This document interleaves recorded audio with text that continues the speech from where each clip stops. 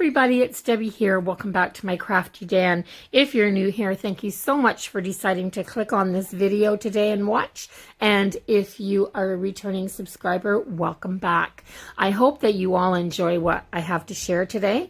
And if you do, please consider hitting the subscribe button if you haven't already done that. And let's get right into today's project. So I have this birdhouse that I got from Dollarama that I picked up about a month and a half, 2 months ago maybe. And I am painting it with this Bluestone House chalky paint. Now, I had bought this for another project, and I've since decided to use a different color on that project. So I am going to paint the body of this birdhouse this blue.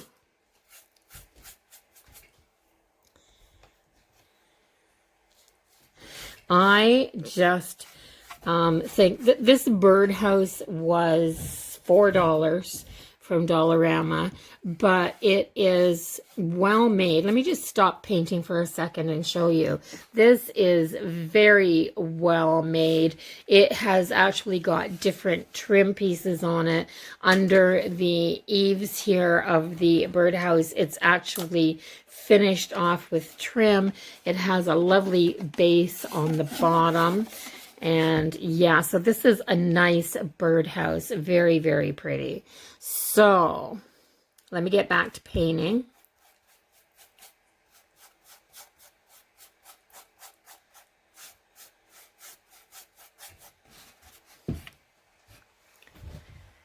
So I've given just the body a couple of coats of this blue, light blue paint. Now this was called Boathouse. That was the chalk paint from Bluestone House. And this is Grotto from Folk Art. And it's a chalk paint as well. And I just think that these two colors are going to make a lovely combination. So I've done the light blue under the eaves. The roof and the trim and around the bottom I'm going to do in the Grotto.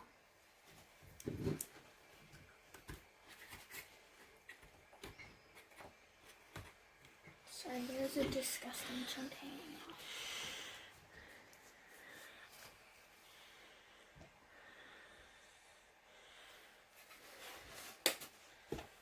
Oh yeah, that's pretty. Absolutely pretty. So I'm going for a cottage feel on this birdhouse, and I'm using chalk paint because I'm going to put a layer of wax over this, and I'm actually going to put this out in my garden.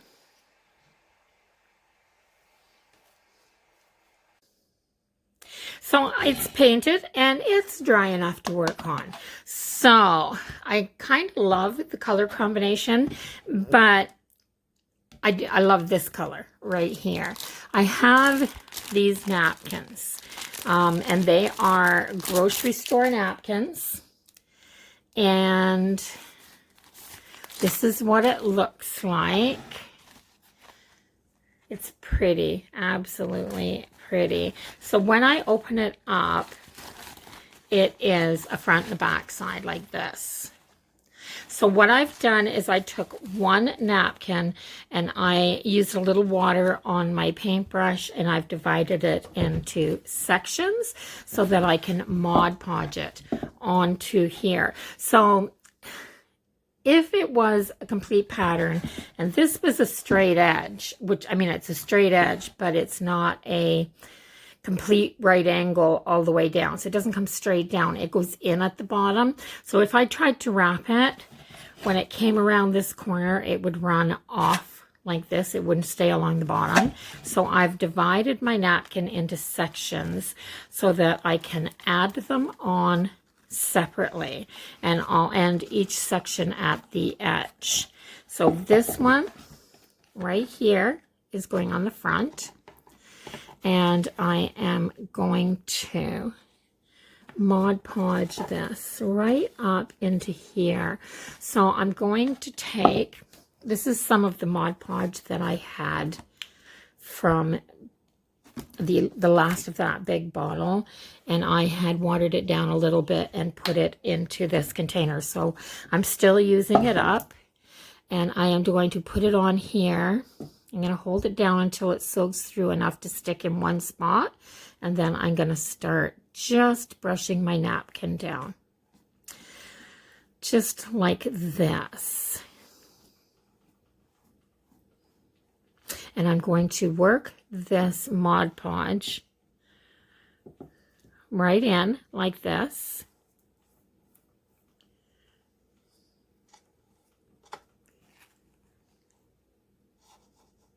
Just like that. Just be really gentle and slow with your brush, and you won't tear it. But just remember, be really gentle and really slow, and brush those wrinkles out as you go, just like that. So that little corner is done at the bottom. Now, because I have this centerpiece here, I can brush towards that centerpiece where I'm going to cut out for the front of the birdhouse door. So I am going to attach this napkin just like this. You have to let it go slow so that it'll soak through the napkin and go to the surface that you're sticking it to. Just like that. So it isn't necessary if you've watered your Mod Podge down and if you're using a napkin. It's not necessary, there, see, to put the glue down first. I find you get more wrinkles that way if you put the glue down first. There.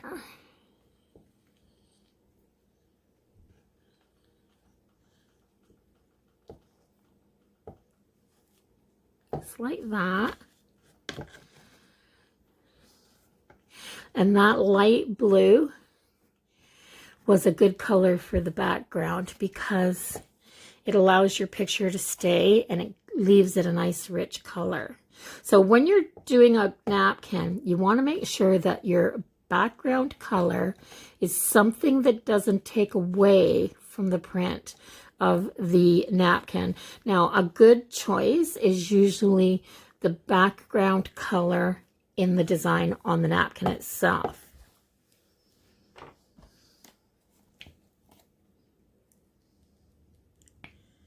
So this blue here that I put on was, you know, it was as close to, as that napkin background as I could find without going as dark or darker. So if you've got any kind of a light color, a white or a cream paint is usually a good background color to paint.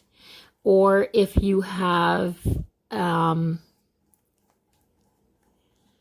if you have a really dark color napkin, you wouldn't want to put like white behind that. You'd want to put a dark color behind it.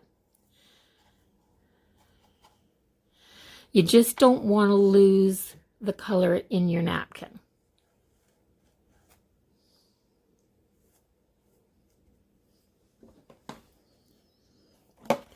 Okay, so I'm going to finish putting this on, and I'm going to go all around my birdhouse.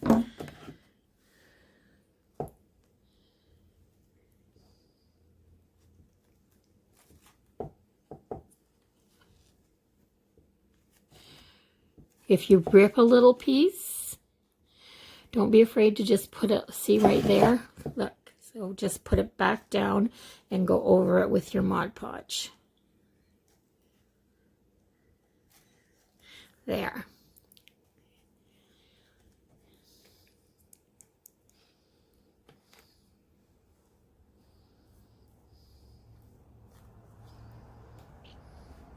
So yeah, I'm going to finish putting this on, and I'll come back and show you how I'm going to protect this so that it can go outside.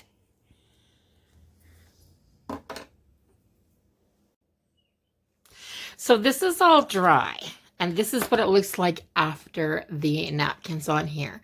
So there's some wrinkles, but it's actually not bad. It's kind of more textured. I just think it turned out so pretty. So now I have this gold paint. This is metallic gold medium point, an oil-based paint pen. And I'm going to use it to just put a few little details on here. So I'm shaking it up really good, as you can hear. And I am just going to go along the edges on the roof.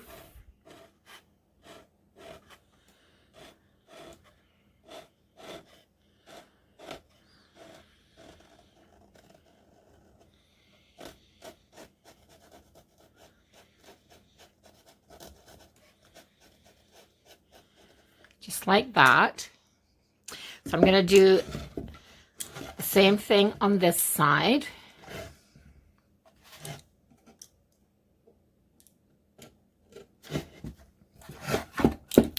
I have to turn this over like this a little bit to do this side.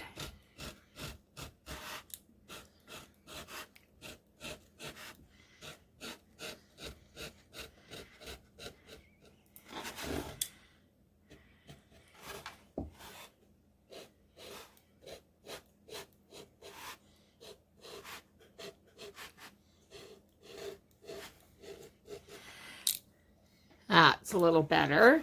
I was trying to keep it straight, then I realized I think it looks better if it's not.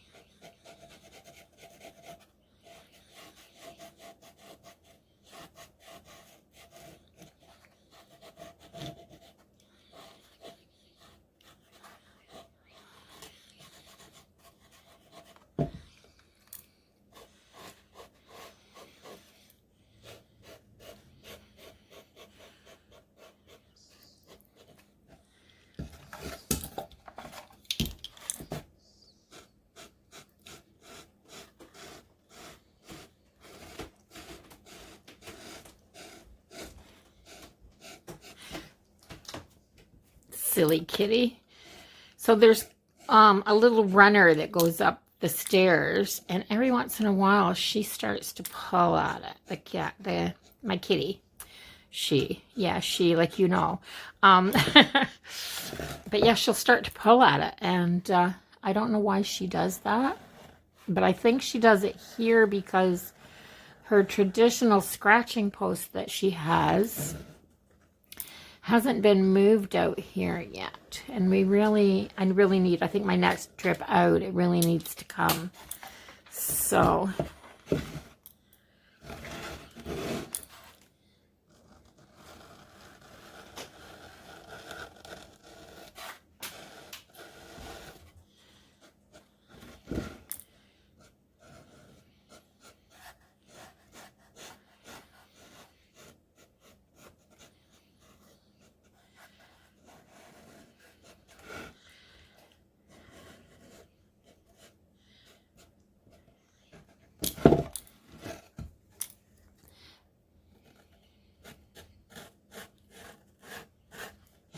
I really love how fast this paint pen dries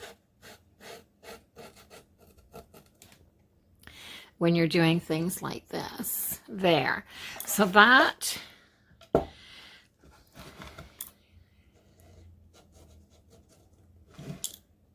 going to put a few little more bits in the corners like this, just to make it look.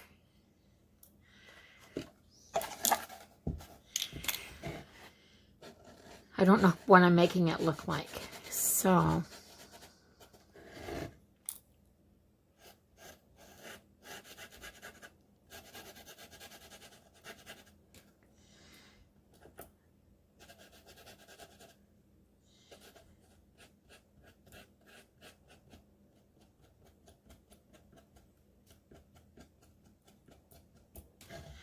there.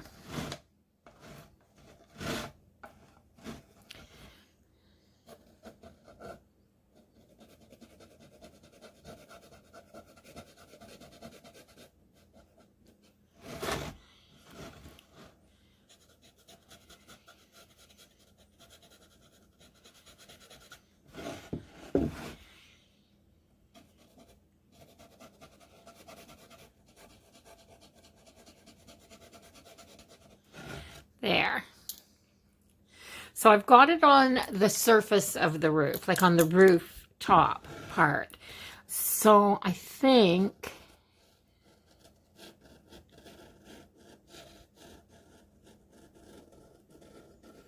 I just want a line up front on both sides.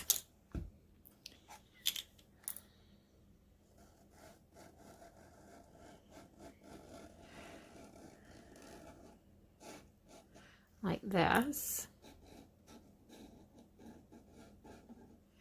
And the back as well.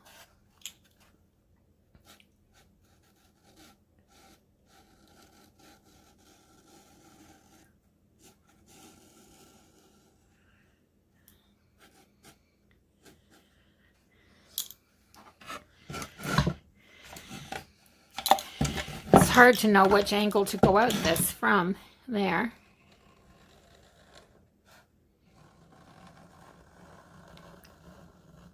There. I think that is all I'm going to do of that. I just thought it would look really pretty in the garden if there was a little bit of something to catch the sunlight.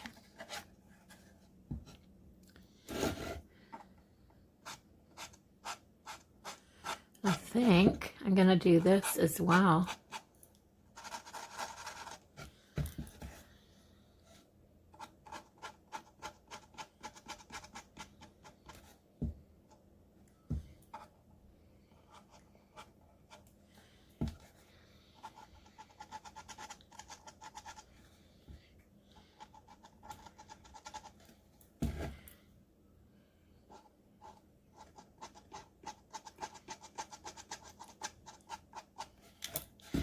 There, that's much better. I like that. So it just gives it a little bit of definition. I think it's cute. I absolutely think it's adorable. So the only thing that I'm going to do is I have some little hooks. This right around the center. So I'm just going to eyeball the center.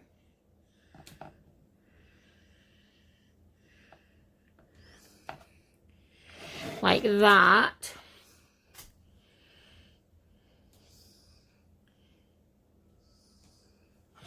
And then I'm going to see if I can push that in there. It's hard to get it started.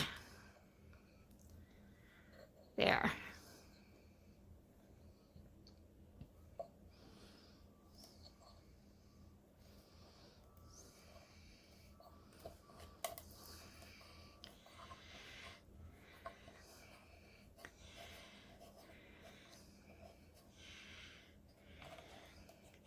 And then I can put a piece of twine on this, and I can hang it from a shepherd's hook. I can hang it from an eave. I'm just going to hang it somewhere around my garden. So I am to protect this so that I can put this outside and that it will stand up to the weather.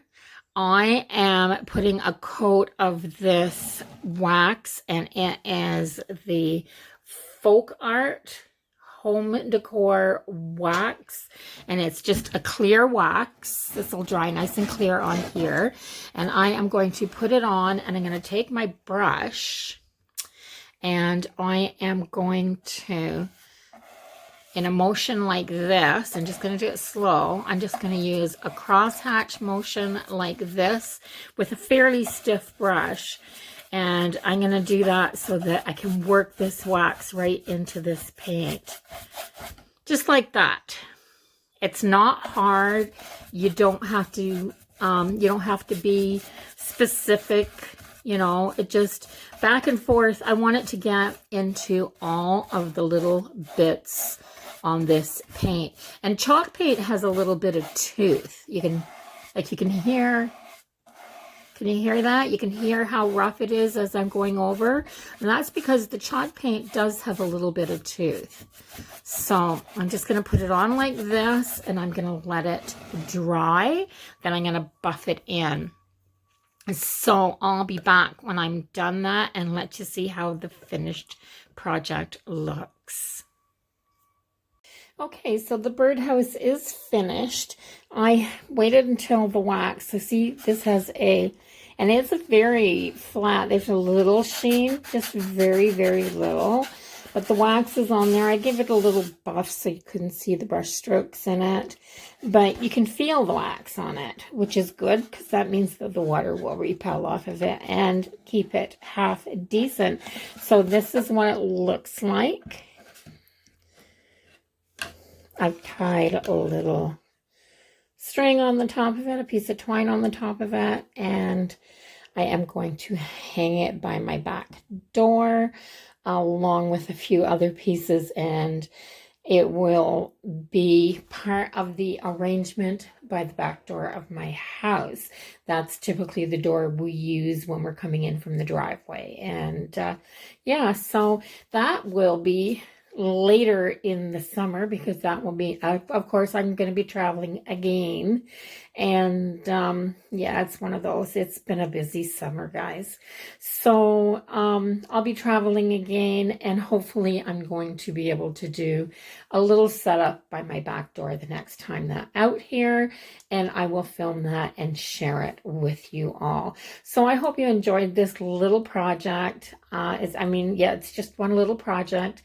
And if you did, don't forget to give me a thumbs up. If you haven't hit that subscribe button yet, go ahead and do that now. And I will see everybody in the next video. Until then, everybody stay safe, practice that social distancing, and have a great day, everyone. Bye-bye for now.